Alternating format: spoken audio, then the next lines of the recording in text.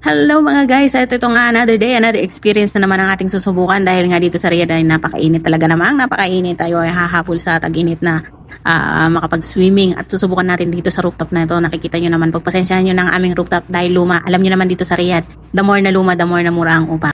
Kaya nga naisipan ni Tabatchoy na dito na lang mag-swimming dahil nga wala nga tayong time. Kaya ayan, susubukan na lang natin punuin to guys. Tsatsagain na lang natin tong igiban. Magpapabalik-balik na lang tayo kasi wala nga tayong available na host para sa gripo. Kaya ayan, sige, gusto mo yan, igiban mo pa girl.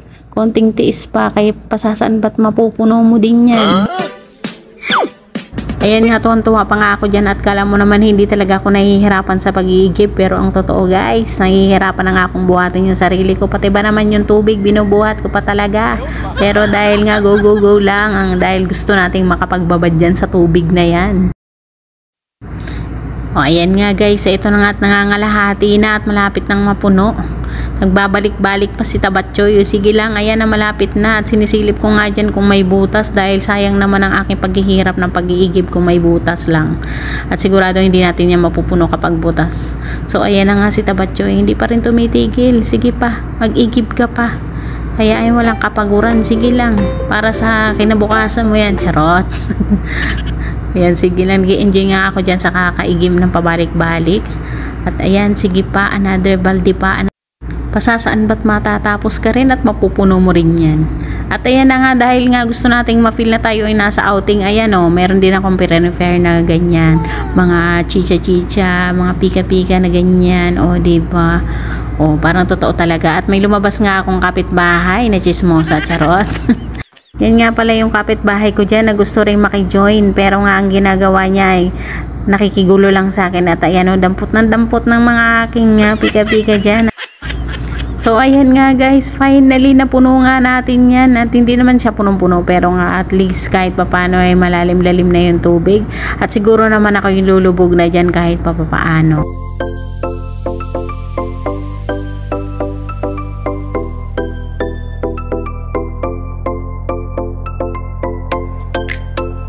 At ayan nga, sa sobrang gusto nating maramdaman na nasa outing tayo, syempre may pa-juice din ang Tabatchoy.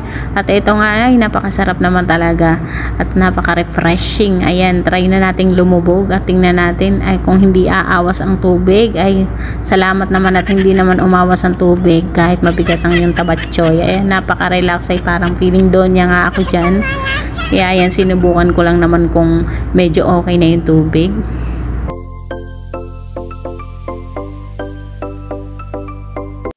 So, sinubukan ko nang lumubog dyan sa swimming pool na yan at nag-i-enjoy na ako ng palangoy-langoy na ako dyan at floating pa nga ang peg ng Tabatchoy nyo.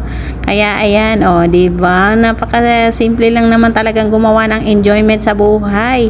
Kayo, subukan nyo na rin kung gusto nyo nang mag-enjoy ng kahit pa paano. Hindi nyo na kailangan lumabas dahil wala naman tayong time, kundi ang magtrabaho. Ayun, o, diba? Napakasarap ng buhay ng Tabatchoy nyo at nanonood pa nga yan habang nakahilata dyan sa swimming pool niyang napakalaki na yan.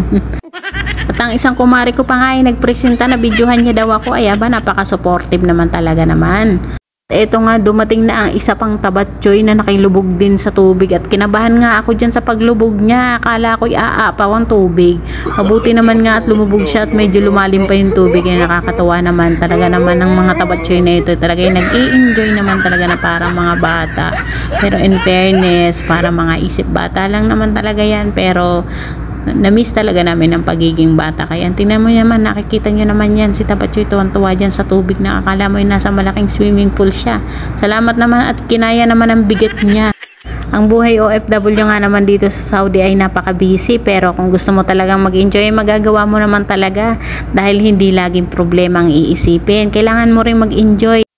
Marami ka talaga magiging problema at talaga i-stress ka dito sa Saudi Arabia, pero salamat sa Panginoon dahil sa tulong niya lagi kaming mayroong peace of mind paano harapin ang mga problema na yan. Kaya sa kanya kaya at masaya. At eto nga, may nainggit pa, may nagdala pa ng tilapia at gusto nga rin daw niya mag-swimming, kaya yan pinagbigyan ko. At yan nga ang mga kaganapan dito sa aming rooftop. Hanggang sa susunod, salamat sa inyong panonood. Ay, bye!